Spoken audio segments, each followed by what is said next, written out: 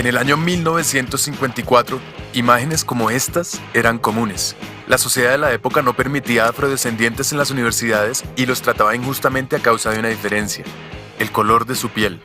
Por ejemplo, les tocaba sentarse en la parte de atrás del bus y no podían usar los mismos bebederos que usaban los blancos. Debían usar bebederos especiales, bebederos solo para negros.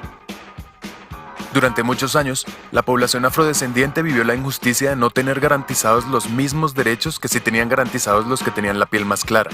Sin embargo, muchas personas que sabían que ahí había un problema y que tocaba solucionarlo, lucharon para cambiar esa situación.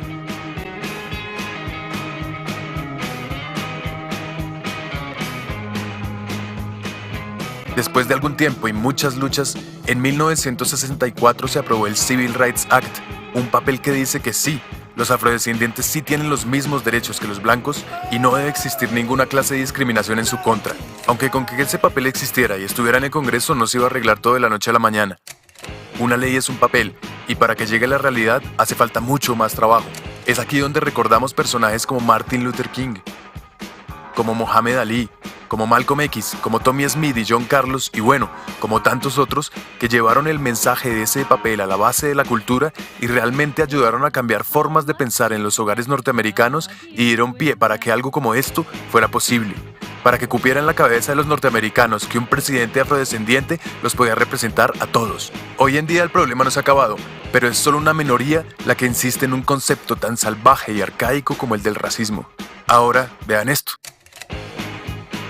Para el principio del siglo XX, un legado histórico que trataba a las personas con discapacidad como fenómenos, como retardados o como incapaces, había logrado que la discapacidad fuese considerada por la mayoría de las personas como una maldición o como un castigo divino. La sociedad de la época entendía las diferencias físicas, sensoriales, intelectuales o psicosociales como algo inaceptable y creyó que lo correcto era esconderlas o construir lugares donde vivieran aisladas. Así, los ciudadanos supuestamente normales se desentendieron de las personas con discapacidad y continuaron construyendo un mundo excluyente, lleno de barreras.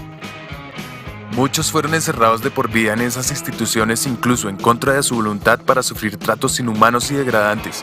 No se les permitía tomar decisiones y se les hizo creer que jamás podrían vivir por ellos mismos. Se les hizo creer que eran menos, que no eran suficiente. De hecho, se los llamó minusválidos. Durante la primera mitad del siglo XX, el pensamiento de los médicos era que las personas con discapacidad debían ser curadas de su enfermedad y que en el momento en que estuvieran sanos, volverían a ser parte de la sociedad. A punta de terapia, les hicieron creer que su problema se les quitaría, pero mientras ese día llegaba, ¿qué? En algunos lugares, hasta se esterilizaba a las personas con discapacidad o existían leyes que les prohibían casarse o incluso aparecer en público. La marca de la discapacidad se creó utilizando los mismos colores que los de un hospital y se pregonó con orgullo el nuevo y maravilloso concepto de la integración, pero en vez de incluirlos realmente, se los integró solo en una parte de la sociedad y así se inició una nueva forma de segregación, mientras que las personas con las discapacidades más complejas seguían presas en instituciones cada vez más inhumanas. Durante la segunda mitad del siglo, ya se tenía claro que eso era un problema y cogió fuerza un movimiento que buscó acabar con esa opresión. Inspirados en otros movimientos de derecho civil, las personas con discapacidad empezaron a manifestarse demandando sus derechos. Activistas lucharon por lograr avances en accesibilidad a los sistemas de transporte masivo, a los sitios públicos, a la información, a la salud, a la educación, al empleo, es decir, a las cosas básicas que cualquier persona tiene derecho.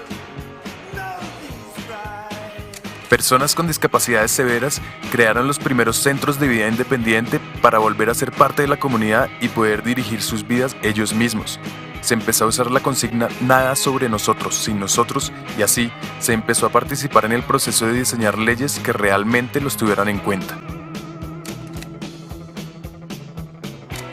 La lucha a través de los años ha desembocado en un movimiento de derecho civil en todo el mundo.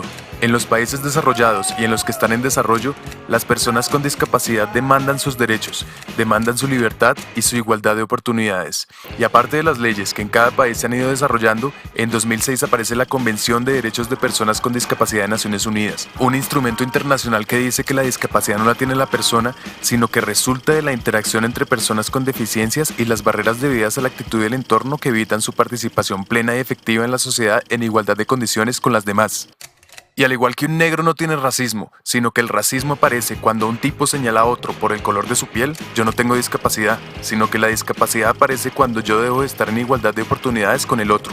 Lo que tienen las personas son algunas limitaciones que pueden sobreponerse gracias a ciertos ajustes que implementados garantizan la igualdad de oportunidades. Y pilas, son la sociedad y el gobierno los que tienen que garantizar estos ajustes. Si no los garantizan, estaríamos aceptando discriminaciones y abusos que a estas alturas no debemos permitir. Entonces, sabemos que no es ni exclusión ni integración lo que necesitamos, sino una verdadera inclusión social. Y es nuestro deber llevar las leyes que tenemos a la calle y producir el cambio de no ver a las personas con discapacidad como unos enfermos, sino como sujetos de derechos, ciudadanos como todos nosotros. Despierten, ayúdenos a cambiar esta situación.